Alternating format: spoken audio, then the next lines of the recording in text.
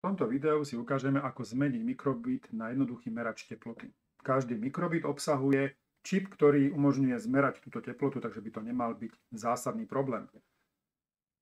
Poďme sa pozrieť na to, čo robia bežné merače teploty. Merač v pravidelných intervaloch musí zmerať teplotu a následnú túto teplotu zobrazuje na displeji. Tak poďme na to. Urobíme to isté aj pomocou mikrobitu. To znamená, nájdeme si základných možnosť zobraziť číslo, ktorý sa zobrazí na našom LED displeji. Rozsviete sa patričné LED diody. V tomto prípade vidíme, že emulátor už zobrazil číslo 0, teda konštantu. My ho potrebujeme samozrejme nahradiť nameranou teplotou. Teplotu získame v časti vstup a následne tu máme možnosť zobrazenia teploty. Získania tejto teploty. Takže v tomto prípade zobrazujeme číslo a to číslo je získavané z teploty, ktorý sa nachádza priamo v rámci čipu, ktorý je na mikrobite. Pozrieme sa na emulátor. V rámci emulátora vidíme jednu úsečku, ktorou keď budeme držať myšku zatlačenú, teda ľavé tlačítko myšky zatlačené a budeme s ňou pohybovať, môžeme meniť túto teplotu, teda emulátor získava hodnotu priamo, ktorú my mu zadáme, na to, aby sme si testovali náš program, ktorý následne, keď vložíme po tomto mikrobitu, samozrejme zobrazí v tomto prípade napríklad izbovú teplotu. Takže základný merač by mal byť už teraz hotový, ale poďme sa na to pozrieť. Keby sme chceli ten merač mať trošku lepší, to znamená napríklad ukázal by nám tú zmenu od posledného merania. To znamená, že ak minulé meranie bolo 21 stupňov a teraz nové meranie je 21 stupňov, došlo k zmene, teda k zvýšeniu teploty a mali by sme teda na tom merači zobraziť, že došlo k zvýšeniu. Prípadne, keby sme išli smerom dole, napríklad by sa ochladilo na 19 stupňov, tak by merač ukázal, že smerujeme dole, teplota sa znižuje. Poďme si niečo také vyskúšať. Na to, aby sme vedeli zistiť, aký je trend, teda, že či klesá teplota alebo rastie teplota, budeme potrebovať dve premenné. Do jednej premennej vložíme hodnotu, ktorá bude hovoriť o aktuálnej teplote a druhá premena bude nadobúdať hodnotu z predchádzajúceho merania. Jedine takto vieme porovnať teda predchádzajúce meranie a súčasné. Poďme na to. Takže vytvoríme si dve premenné s názvom aktuálne meranie.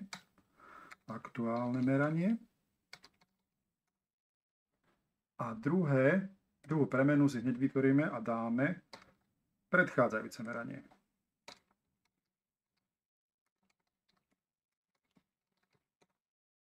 Takže máme dve hodnoty, následujúce a predchádzajúce meranie. Takže aktuálne si do premennej aktuálne meranie nastavíme hodnotu danej teploty. Takže zoberieme ju a len ju presunieme na požadované miesto, teda do premennej aktuálne meranie. Do premennej aktuálne meranie sa nastaví hodnota z nášho merača.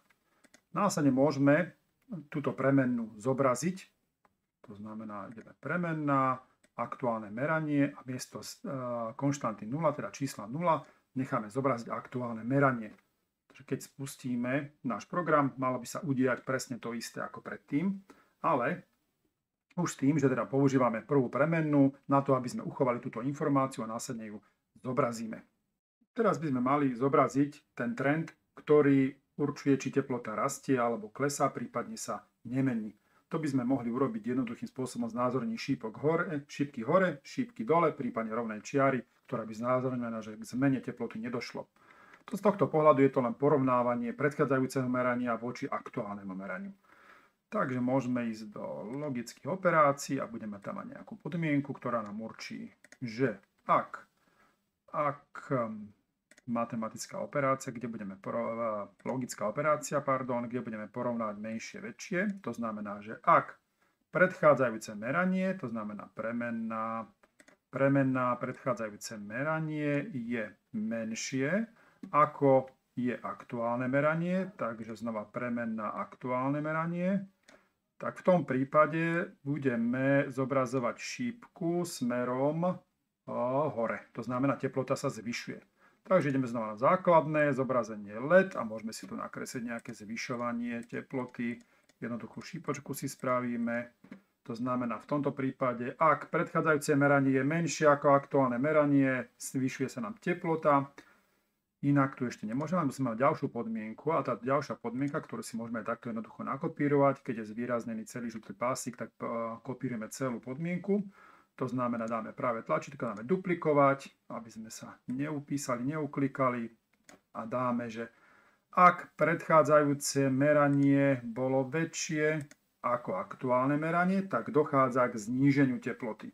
To znamená, ideme znova do základných, zobrazíme ledku, kde znázorníme, že dochádza k zníženiu teploty. V prípade treťom teda znamená, že nedošlo ani k zvýšeniu, ani k zníženiu teploty. To je tá vetva inak. Tak v tom prípade nedošlo k žiadnej zmene a tak môžeme tam zobraziť ledky, ktoré v podstate nám budú znázorňovať, že nedošlo ku žiadnej zmene. V zlej vetvičke, takže si ho len presunieme a dáme ju do časti inak. Pozrieme sa na emulátor, či nám dokáže zobraziť tieto hodnoty. Sme šípka hore, stále šípka hore. Niekde sme urobili chybu. Samozrejme, nikde sme nenaplnili premenu predchádzajúce meranie. A to je ten problém. V tomto prípade, pri tom štarte, treba vždy nastaviť to prvé meranie, aby nedošlo k tomu ani, aby nám nezobrazoval displej zvýšenia alebo zníženie teploty. Musíme to prvé meranie, teda to aktuálne meranie, na aj predchádzajúce meranie nastaviť na tú istú hodnotu. Takže môžeme použiť na to počas spustenia, to znamená pri tom prvom spustení znova nastavíme si, alebo vykonáme presne to isté. Môžeme duplikovať tento kód a môžeme povedať, že pri spustení dojde k tomu, že nastavíme aktuálne meranie na hodnotu, ktorú máme a následne by sme mali nastaviť aj to, že daná premenná predchádzajúce meranie, my musíme nastaviť, túto premenu nastavíme, premennú predchádzajúceho merania nastavíme na aktuálne meranie. Alebo teda mohli by sme opätovne zopakovať tú teplotu, ale medzičasom by sa mohla zmeniť, je tam malá pravdepodobnosť, ale mohlo by sa tak stať. Tak je najlepšie nastaviť to predchádzajúce meranie na danú premennú aktuálne meranie. Tým pádom sme si istí, že ak aktuálne meranie nadobudne hodnotu 24 stupňov, tak aj predchádzajúce meranie v tomto druhom kroku nadobudne hodnotu z premene aktuálne meranie a to je práve tých 24 stupňov. Takže pri štarte sa nám teda tzv. Inicializujú tieto dve premenné, nadobudnú hodnotu teploty a následne už tu by sme mali vidieť, že dochádza k tomu, že teplota sa nemení. Vidíme, ale skúsme teda zvýšiť aj túto teplotu, či sa nám ukazovateľ zvýšenia zvýši. Áno, zvýši sa, ale stále vidíme, že ako keby sa stále zvyšoval. Samozrejme, lebo sme urobili znova ďalšiu logickú chybu a to je, že nikde nenastavujeme to predchádzajúce meranie. To predchádzajúce meranie môžeme vždy nastaviť na aktuálne meranie a toto vždy môžeme urobiť vtedy, keď zobrazíme, duplikujeme si kód, keď zobrazíme ten ukazovateľ, či došlo k zníženiu a následne aj k tomu meraniu, to znamená prebehne celé meranie a následne, keď dobehlo to meranie, sa zobrazila tá hodnota, nastavíme to predchádzajúce meranie, že nadobúda hodnotu aktuálneho merania. To znamená na budúce, znova nastavíme premenu aktuálne meranie na novú teplotu, reálnu, to znamená, ak tam zvýšime z 24 na 25, tak premena aktuálne meranie už bude nadobúdať hodnotu 25, kdežto predchádzajúce meranie bude stále nadobúdať to pôvodné, ak to je tých 24 stupňov a tým pádom týmto mechanizmom dokážeme to, že aktuálne meranie bude obsahovať vždy aktuálnu teplotu a kdežto predchádzajúce meranie vždy natiahne tú hodnotu z aktuálneho merania toho posledného. Takýmto spôsobom by sme mali teraz doceliť to, že keď zvýšime umelo teplotu, tak vidíme, že sa nám ukáže na chvíľku merač smerom nahor. Keď ju znížime, tak na chvíľku sa zobrazí ukazovateľ smerom nadol a potom znova je tá teplota vyrovnaná. To znamená, keď chceme dvakrát, aby ukazovateľ ukazoval smerom hore, musíme dvakrát v tom intervale zvýšiť tú teplotu. Ako sme si mohli všimnúť, ten ukazovateľ takým čudným spôsobom je odrolovaný, je to škaredé, takže tu by sme mali použiť nejakú funkciu, ktorá nám zobrazí tento ukazovateľ a následne to pekne zmaže. To znamená, nie je nič jednoduchšie ako v základných vymazať obrazovku.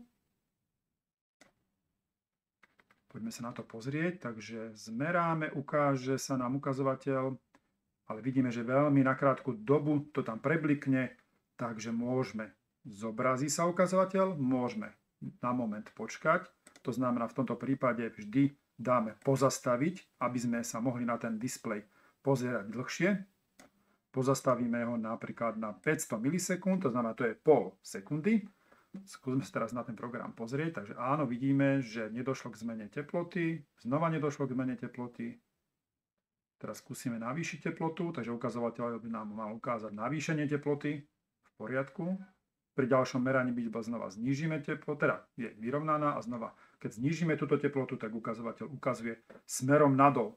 Takže zdá sa, že všetko funguje tak, ako má a urobili sme si základný triviálny merač. Môže nastať jeden problém, ktorý sa stal napríklad aj u mňa, že mikrobit ako taký, ten merač nemá úplne presný a keď som ho porovnal s presnejším meračom izbovým, ktorý používam, tak zistil som, že je tam nejaká odchýlka. V tomto prípade u mňa to bol 1 stupeň. To znamená, že reálna teplota v izbe bola 24 stupňov, ale mne mikrobit ukazoval stále 25 stupňov. Môže to byť nepresnosťou tohto merača, predsa len je to jednoduché, lacné zariadenie. Druhou stranou môže byť niekedy tie samotné plošné spoje sa môžu zohrievať a to teplo, ktoré sa tam vytvára, vlastne spôsobí to, že nameraná teplota je to o niečo nižšia.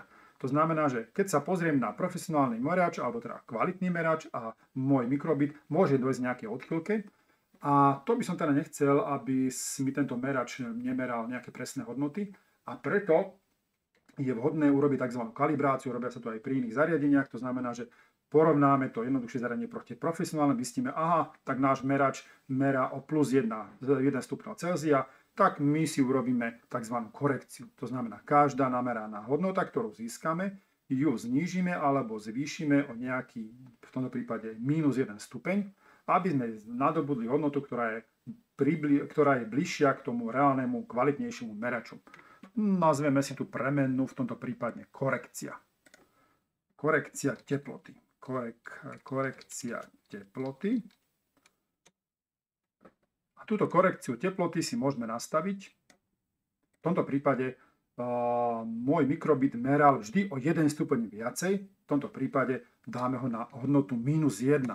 Čo znamená, že vždy k danému meraniu odčítame túto hodnotu. Vytvoril som na to samostatnú premennú korekcia teploty. Keď si vy potom stiahnete tento program a budete si ho chcieť spustiť, tak každý ten merač môže byť iný. To znamená, u niekoho to bude plus 1 stupeň, u niekoho minus 2 stupne napríklad, tak aby nemuselo v tomto celom veľkom kóde vyhľadávať všetky miesta, kde ja som túto hodnotu odčítaval, tak vlastne hneď v úvode nastavíme na jednom mieste nastavíme túto premennú, ktorá sa následne bude používať na viacerých miestach. A poďme sa pozrieť, kde všade meráme teplotu.